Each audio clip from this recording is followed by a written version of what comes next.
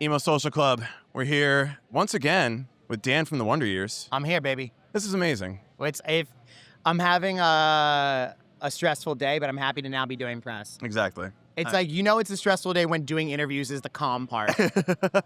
Well, I mean, everybody here is just like happy to see you, happy you're here. We're so happy to be here. I'm going to ask you a couple quick questions. Hit me. What is the most emo song you were listening to right now? The most emo song that I am listening to right now. Ooh. You know what? It's kind of a sad story. You want sad, right? Is what you're looking for? Emo. You know, it's just okay. So whatever that means to our you, longtime booking agent and really close friend Dave Shapiro passed away. Yes. And at his memorial service, Pat from Drug Church, is like his best friend, gave like a really wonderful eulogy. And he mentioned the song "Hole of the Moon" by the Waterboys, and I realized yesterday that Kevin Devine covers it. Okay. And so I was feeling deeply emotional listening to Kevin cover "Hole of the Moon." Oh my God. Yeah, that's as emotional. Is that what you're looking for? Or are you looking for like a funner, more fun answer? Listen, I'm looking for whatever is the most emo one you're listening to. Yeah, that's the most. That's the. When I asked that to like Buddy from Census Failure, he's like Chapel Row, and it's like, Yeah. You never know. Second question is, and this is probably the easiest question you'll get all day. What makes the Wonder Years so emo? I think the fact that I just write, the way that we write songs is by, trying to better understand, the way I write lyrics is to try to better understand myself. Yeah. So it means kind of sounding the depths of, what has me feeling down often. Okay. And I think just honesty about that is what makes us what we are.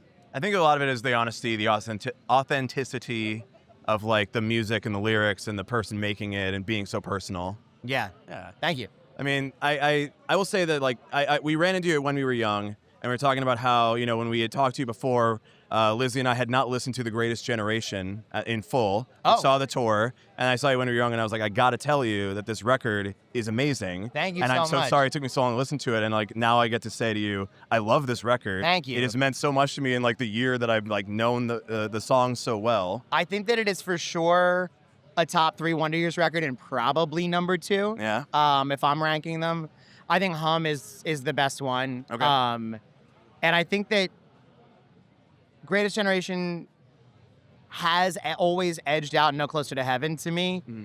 Or not always, but with hindsight. But now that we had No Closer to Heaven remixed and it's coming out soon, man, it's game changing for that album. I think that's gonna push it ahead of some records for some fans of the band, because I think a lot of people's complaint with it was that the mix was muddy, and now that it's not, I think people are gonna be like, oh shit, that's what that sounds like. Oh, That's what he was saying there.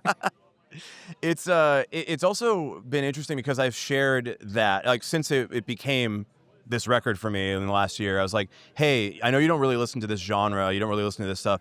Listen to this record, you'll understand. Yeah. Greatest Generation and the Wonder Years, I think in general, is that band that I can go, if you listen to this, you will understand what goes on here. You'll understand what goes on in this scene. Like to hope that that's true, and I appreciate that you vouching for us in that way. It's easy. Yeah. Your music's so good. Thank it's really easy to send it to people. Thank you. And do you mind if I ask you about your speech that you give at all these shows about Free Palestine, trans kids, fuck ICE? Do you mind if I ask you about that? Yeah, go ahead, ask me.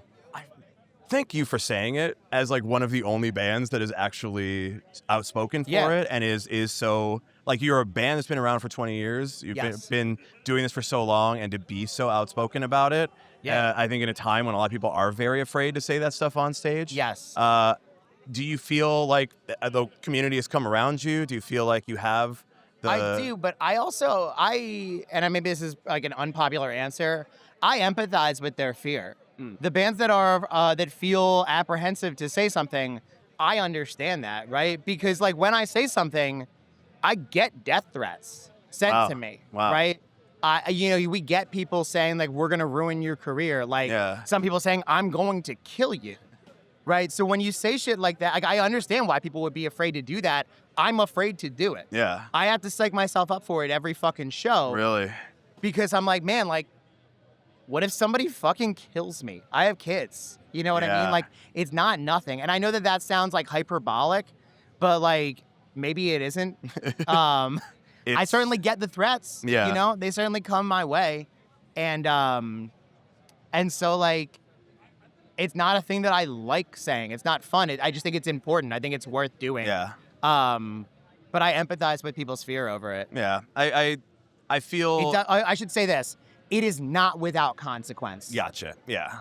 I am sure that behind some closed doors somewhere, it has cost us some opportunities, right? Yeah. And I am sure that there are people that would like our band that fucking hate it now. And I am sure that there are some people that if they saw me, they would want to do physical harm to me. I understand that that is true, right? And so it's scary for anybody to do it. And I don't really begrudge bands that, can't work it up to do that thing. Yeah. I get it. I mean, main stage Warped Tour, giving that speech, and like all over Instagram, all over the internet, like here is the Wonder Years giving this speech, and it's like it seems like the community is surrounding you on that too, and being like, no, we really appreciate that. Hold on one saying second. This. Hi, Nina. Bye. Sorry. It's all good. That's I'm always trying to put my friends on. Yeah. Right? Anytime I can make a connection between people I think would be good working together, I try to do it. I love Even that. mid-interview. Sorry. Mid-interview. Pre-interview with Kodak. The community, it's a nice transition. The community is always there. The community is always about putting people on, giving people the opportunities. Yeah, I mean, that's my goal, right? Yeah. At this point, we are an older band in the world that we play in, Yeah. and like my goal is to put people on. I love that. Where can people find the Wonder Years on the internet? Where can they follow you? Where can they see you on tour? Oh, shit. The Wonder Years. The website is thewonderyearsband.com. I think the Instagram is also the Wonder Years Band.